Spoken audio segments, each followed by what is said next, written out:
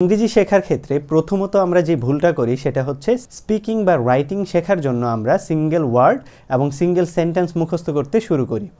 তো এই single word এবং সিঙ্গেল সেন্টেন্স মুখস্থ না করে আমাদের ফ্রেজের উপর ফোকাস করা উচিত, কারণ কথা বলার সময় আমরা সিঙ্গেল ওয়ার্ড বা সিঙ্গেল সেন্টেন্স মনে করে করে কথা বলি না, আমরা ফ্রেজ আকারে আমাদের মনের ভাবগুলোকে প্রকাশ করি। তো এই ফ্রেজ শিখতে হলে আমাদেরকে 3 ধরনের ওয়ার্ড নিয়ে প্রথমত কাজ করতে হবে।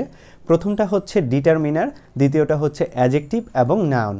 এই 3টা ওয়ার্ড মিলে ইংরেজিতে একটা নাউন ফ্রেজ তৈরি করে, যেটা একটা সেন্টেন্সের সাবজেক্ট এবং অবজেক্ট হিসেবে কাজ করে। যেমন হিজ এডুকেশনাল কোয়ালিফিকেশন। তো এখানে এডুকেশনাল বা কোয়ালিফিকেশন এই দুইটা ওয়ার্ডকে আমি আলাদা আলাদাভাবে শেখার চাইতে ফ্রেজ আকারে হিজ এডুকেশনাল কোয়ালিফিকেশন এইভাবে নাউন ফ্রেজ আকারে শেখাটা সবচাইতে বেশি গুরুত্বপূর্ণ। দ্বিতীয়ত আমরা যেই ভুলটা করি সেটা হচ্ছে আমাদের ওয়ার্ড ফ্লেক্সিবিলিটি থাকে না, অর্থাৎ একটা ওয়ার্ড শেখার সময় এর সাথে সম্পর্কযুক্ত বাকি যে ওয়ার্ডগুলো রয়েছে সেইগুলো আমরা শিখি না, যার ফলে লেখা বা কথা বলার সময় আমরা এই ওয়ার্ডের পাশাপাশি বাকি ওয়ার্ডগুলো মনে করতে পারি না। যেমন এক্সপিরিয়েন্স একটা নাউন ওয়ার্ড এবং আমরা জানি নাউনগুলোকে মডিফাই করে অ্যাডজেক্টিভ। তো এই এক্সপিরিয়েন্স ওয়ার্ডটা শেখার সময় আমার এর সাথে সম্ভাব্য যেই অ্যাডজেক্টিভগুলো আছে একে মডিফাই করতে পারে সেইগুলো পাশাপাশি শিখে ফেলা উচিত ফ্রেজ আকারে। যেমন দ্য ওয়ার্ক এক্সপিরিয়েন্স বা চাইল্ডহুড এক্সপিরিয়েন্স বা পাস্ট এক্সপিরিয়েন্স। তো এই যে ওয়ার্ক, চাইল্ডহুড এবং পাস্ট এই অ্যাডজেক্টিভগুলো আমি এর সাথে ব্যবহার করলাম, এর ফলে পরবর্তীতে যখন আমি এক্সপিরিয়েন্স নিয়ে লিখতে যাব তখন এর সাথে প্রাসঙ্গিক ওয়ার্ডগুলোও আমার মাথায় চলে আসবে।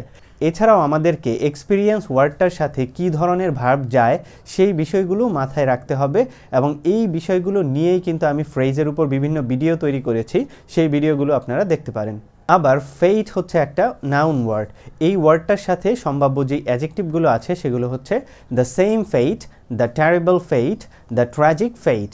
এইভাবে ফ্রেজ আকারে আমাদেরকে ওয়ার্ডগুলো শিখতে হবে, সিঙ্গেল ওয়ার্ড বা সেন্টেন্স মুখস্থ করা যাবে না। তৃতীয়ত আমরা যেই ভুলটা করি সেটা হচ্ছে মোস্ট ফ্রিকোয়েন্ট ওয়ার্ডগুলো সম্পর্কে আমাদের ধারণা থাকে না, যার জন্য আপনারা লংম্যান বা অক্সফোর্ডের মতো একটা ডিকশনারি সংগ্রহ করে সেখান থেকে মোস্ট ফ্রিকোয়েন্ট ওয়ার্ডগুলোকে শিখতে পারেন, কারণ ওই ডিকশনারিগুলোতে এই ওয়ার্ডগুলোকে আইডেন্টিফাই করে বিভিন্ন এক্সাম্পলের মাধ্যমে ইংরেজি ভাষায় এদের ব্যবহার কিভাবে হয় সেই বিষয়টা ব্যাখ্যা করে বলা আছে। এই ডিকশনারিগুলো সংগ্রহ করে যদি আপনি মোস্ট ফ্রিকোয়েন্ট ওয়ার্ডগুলোর উপর কাজ করেন তাহলে দ্রুত ফ্রি হ্যান্ড রাইটিং সহ স্পিকিংয়ে আপনি ভালো করতে পারবেন। এবং এরপর আমরা যেই ভুলটা করি সেটা হচ্ছে ইংরেজি বুক, নিউজ পেপার বা ম্যাগাজিন পড়ার সময় আমরা ফ্রেজগুলোকে আইডেন্টিফাই করি না, অর্থাৎ নাউন ফ্রেজ, প্রেপোজিশনাল ফ্রেজ, নন ফিনিট ফ্রেজ বা অ্যাডজেক্টিভ ফ্রেজগুলোকে আমরা আইডেন্টিফাই করে সেগুলো চর্চা করি। তো শুধু রিডিং পড়লে আমরা কখনোই ইংরেজিতে ভালো করতে পারবো না, আমাদেরকে এই রিডিং থেকে কিছু একটা অর্জন করতে হবে, আর সেইটাই হচ্ছে ফ্রেজগুলোকে আইডেন্টিফাই করে সেইগুলোকে নোট ডাউন করে রাখা এবং পরবর্তী সময়ে প্রতিদিন এই ফ্রেজগুলোকে প্র্যাকটিস করা, বা একা একা আপনি যখন কোনো জায়গায় আছেন তখন এই ফ্রেজগুলো মনে করে নিজে নিজেই বারবার বলতে থাকা, তাহলে আপনার ভেতরে ইংরেজি বলার একটা প্রবণতা সৃষ্টি হবে। তো এই ফ্রেজগুলো সম্পর্কে কিভাবে এই ফ্রেজগুলো গঠন করতে হয় তা সম্পর্কে এই চ্যানেলে আমি অসংখ্য ভিডিও দিয়ে রেখেছি, সেইখান থেকে কিন্তু ফ্রেজ সম্পর্কে আপনারা ভালো একটা ধারণা নিতে পারেন। এরপর আমরা যেই ভুলটা করি সেটা হচ্ছে প্রোনাউন্সিয়েশনের উপর ফোকাস না করা। তো প্রোনাউন্সিয়েশন স্মার্ট ইংলিশের একটা পূর্ব শর্তের মতো। তো প্রোনাউন্সিয়েশন ভালো হলে আমাদের ইংলিশটাকে শুনতে খুব স্মার্ট শোনায়। তো আপনি যদি প্রোনাউন্সিয়েশন নিয়ে কাজ করতে চান তাহলে এই চ্যানেলে প্রোনাউন্সিয়েশনের উপরও ভিডিও দেওয়া আছে, এবং এর আগে আমি যেই লংম্যান এবং অক্সফোর্ড ডিকশনারিগুলোর কথা বলেছি সেই ডিকশনারিগুলোতেও প্রোনাউন্সিয়েশন সম্পর্কে প্রত্যেকটা ওয়ার্ডের সাথে প্রোনাউন্সিয়েশন সম্পর্কে ইনফরমেশন দেয়া আছে যে এই ওয়ার্ডগুলোর প্রোনাউন্সিয়েশন কেমন। তো আমার ভিডিওগুলোর সাথে ওই ডিকশনারিটা ব্যবহার করলে আপনি খুব সহজেই কিন্তু প্রোনাউন্সিয়েশনের উপর একটা ভালো আইডিয়া নিতে পারবেন, প্রোনাউন্সিয়েশনের উপর একটা খুব ভালো আইডিয়া নিতে পারবেন। সর্বশেষ আমরা যেই ভুলটা করি সেটা হচ্ছে অ্যাপ্রোপ্রিয়েট প্রেপোজিশন বা প্রেপোজিশনকে মুখস্থ করা। এবং এছাড়াও আমরা প্রেপোজিশনের লিমিটেড কিছু ব্যবহার জানি যেগুলো অনলাইনের বিভিন্ন ভিডিও থেকে আমরা শিখি।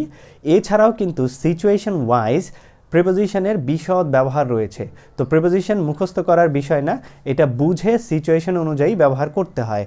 সাধারণত নাউন এবং ভার্বের সাথে প্রেপোজিশনের একটা সম্পর্ক থাকে এবং এই সিচুয়েশনটা বুঝে প্রেপোজিশনগুলোকে ব্যবহার করতে হয়। তো আপনি যদি প্রেপোজিশন মুখস্থ করেন তাহলে সিচুয়েশন অনুযায়ী কথা বলার সময় বা লেখার সময় সঠিক প্রেপোজিশন ব্যবহার করতে পারবেন না। তো এর জন্য আপনাদের প্রয়োজন প্রেপোজিশনের রুলসগুলো শেখা।